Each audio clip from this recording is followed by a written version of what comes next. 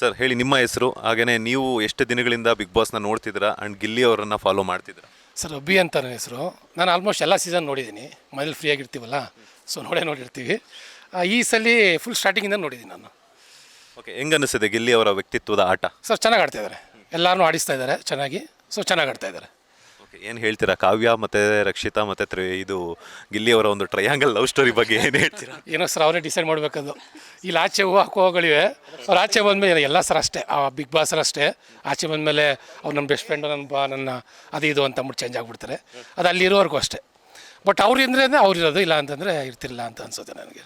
Okay, ಒಂದು ಕಡೆ ಕಾವ್ಯನ ಗಿಲ್ಲಿ ಇಷ್ಟಪಡ್ತಾ ಇದ್ದಾರೆ, ಗಿಲ್ಲಿನ ರಕ್ಷಿತ್ ಅವ್ರು ಇಷ್ಟಪಡ್ತಾರೆ, ಗಿಲ್ಲಿ ಅಂತ ಹುಡುಗನೇ ಬೇಕು ಅಂತ ಹೇಳ್ತಿದ್ದಾರೆ. ಸೊ ಏನು ಹೇಳ್ತೀರಾ? ಅದೇ ಸರ್, ಮುಂದೆ ನೋಡಬೇಕು, ಆಚೆ ಬಂದಮೇಲೆ ಏನಾಗುತ್ತೆ ಏನಂತ ನೋಡಬೇಕಷ್ಟೆ.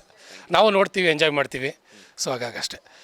ಸೊ ಆಮೇಲೆ ಮಂಡ್ಯ ಹುಡುಗ ಆಗಿರೋದ್ರಿಂದ ಸೊ ಮೇಯ್ನ್ ಹಾಗಾಗಿ ಸಪೋರ್ಟ್ ಮಾಡ್ತಿರೋದು. ಸೊ ಗೊತ್ತಲ್ಲ, ಮಂಡ್ಯ ಅಂತಂದರೆ ಇಂಡಿಯಾ.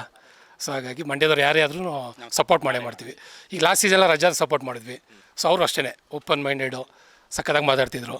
ಸೊ ಹಾಗಾಗಿ ಈ ಸಲ ಗಿಲ್ಲಿಗೆ ಮಾಡ್ತಾಯಿದ್ವಿ ಅಷ್ಟೇ. ಮಂಡ್ಯದವ್ರೊಬ್ಬರು ಇರೋದ್ರಿಂದ ಸೊ ಗಿಲ್ಲಿಗೆ ಮಾಡ್ತಾಯಿದ್ವಿ. ಲೇಟೆಸ್ಟ್ ಹಾಗೂ ಇಂಟ್ರೆಸ್ಟಿಂಗ್ ಸುದ್ದಿಗಳಿಗಾಗಿ ಬಾಸ್ ಟಿವಿ ಕನ್ನಡ ಚಾನೆಲ್ನ ಸಬ್ಸ್ಕ್ರೈಬ್ ಮಾಡಿ. ಹಾಗೆಯೇ ಬೆಲ್ ಐಕಾನ್ ಪ್ರೆಸ್ ಮಾಡಿ. ಇದರ ಜೊತೆಗೆ ಫೇಸ್ಬುಕ್, ಇನ್ಸ್ಟಾಗ್ರಾಮ್, ಎಕ್ಸ್ನಲ್ಲೂ ಮಿಸ್ ಮಾಡದೆ ಫಾಲೋ ಮಾಡಿ.